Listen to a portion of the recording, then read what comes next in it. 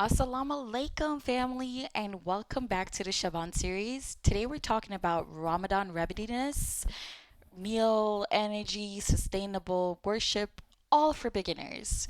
So, the verse for this week is going to be chapter 7, verse 31, and it basically says, "Eat and drink, but do not be excessive. Indeed, he did not love those who are excessive." Okay, so yeah, Assalamu alaikum again. Ramadan is spiritual, right? But it's also physical. If your body is unprepared, your worship will drastically suffer. You'll probably spend most of the day feeling sluggish, tired, just you want to sleep, just not in the best state. And that will probably be your main focus during Ramadan instead of the actual blessings and benefits that you could get out of it physically and spiritually. So I want to think about the meal prep for beginners, right? If you guys look at my Ramadan guide for beginners, you guys will get a lot more detail about how to do everything. But right now, we're just doing a quick, brief overview of what that looks like. But if you want to find the detailed information about that, go and look on the Islamic Resource Hub, and you'll see it on there for Ramadan guide for beginners.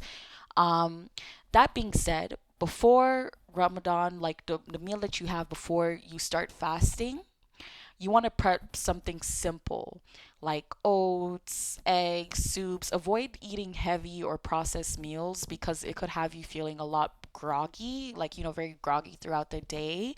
And make sure you take your vitamins and make sure you drink plenty of water because you don't want to be extremely dehydrated to the point where you potentially pass out. Astaghfirullah. Um, and then when you break your fast, you want to break it gently. So I recommend, traditionally people eat dates. I personally, I like, drink water, maybe have some tea, have some dates, maybe have some fruits. Um, but don't break your fast with something heavy. And when you have that thing that you break your fast with, I highly recommend waiting 30 minutes to an hour before you decide to eat something heavy so that your stomach could just really like take a second to be like, oh, whoa, I didn't eat all day and I finally just got fed.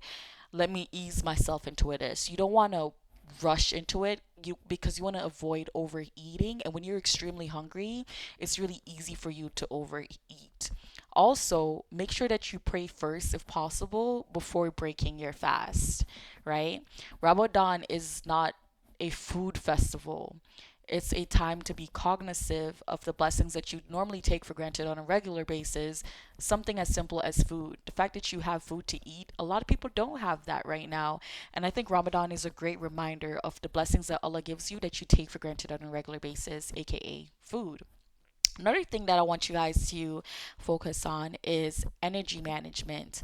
And even though I'm talking about all of this stuff now, during the week of Shaban, while you're fasting, the expectation is that you implement that now so that you'll be able to be prepared during Ramadan or when Ramadan starts.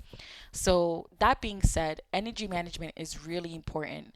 Plan worship realistically. So, focus on being consistent, doing Quranic reflection, meaningful duas. What matters most during Ramadan is quality over quantity. And remember, that's what we're also focusing now in the preparation month of Shaban. You should be focusing on how you could give the best quality to Allah instead of the most quantity. Like, you could spend like a million hours reading the Quran, but if you're not reading it intentionally and sincerely, and you're just reading it just to read it mindlessly, then the quality of that time that you spent reading the Quran isn't going to be as good as the quality if you would have been more intentional about your reading the Quran. So, that being said, as always, we're going to wrap it up with a challenge. This is going to be the last challenge for this last week of Shaban. And this challenge is the Ramadan Blueprint.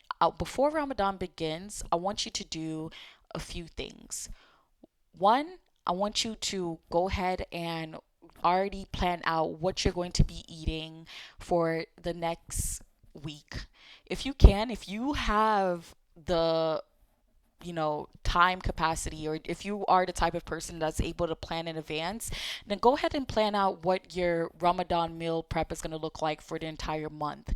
It's good to do all the thinking now in the last week of Shaban, so that when Ramadan starts and you get brain fog from like fasting, you don't become overwhelmed. So plan out what that's going to look like from now. And if you can, go and stock up on your groceries from now as well.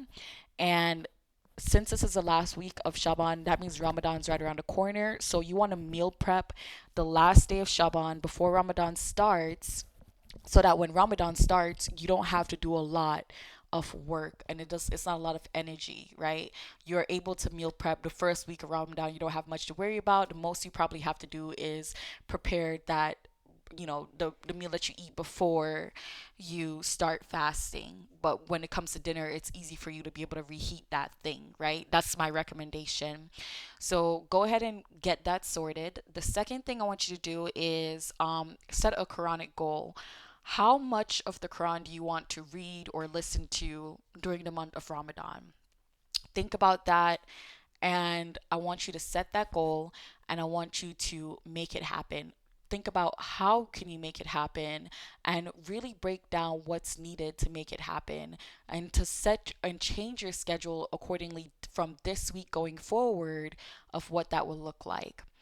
The next thing I want you to do is to set one character goal. What's one characteristic of yourself that you want to change to be more aligned with Allah during the month of Ramadan and afterwards? I want you to really do a internal audit of who you are and who you want to become that is more aligned with Allah during this last week of Shaban, so that during Ramadan you could take the most out of it. And then lastly, I want you to have one service goal. So that could either be you're volunteering for a company like Wally, or maybe you're volunteering for I don't know, maybe you're volunteering for Mamoon, maybe you're volunteering for your local farm, your local masjid, maybe you're volunteering for the animal shelter near you. Whatever service that you want to do, set that goal, see what you need to be able to accomplish that service goal, how you go about it, make it as detailed as possible. How often would you go? What time would you go? Is this something that you could sign up for in advance? If it is, then do it from now during this last week of Shaban, so that when Ramadan starts, you already have it set up and you could just go.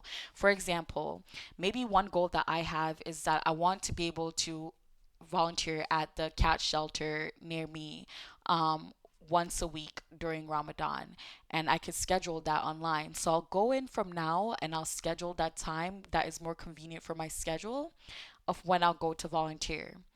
Keep it simple and keep it sincere. All right. So thank you so much for listening to this series about Shaban. And if you were one of the amazing people that listened to the Shaban Blueprint that was about 25 minutes long, thank you so much for also listening to these. You are absolutely amazing. I appreciate, love you so much. And best of luck with Ramadan ahead. May Allah allow Shaban to prepare us, not exhaust us. And may He allow Ramadan to transform us, not overwhelm us. And may He guide us by His Quran with sincerity and balance. Amen. And Assalamu alaikum, family. Thank you. Don't forget to like, subscribe, and follow.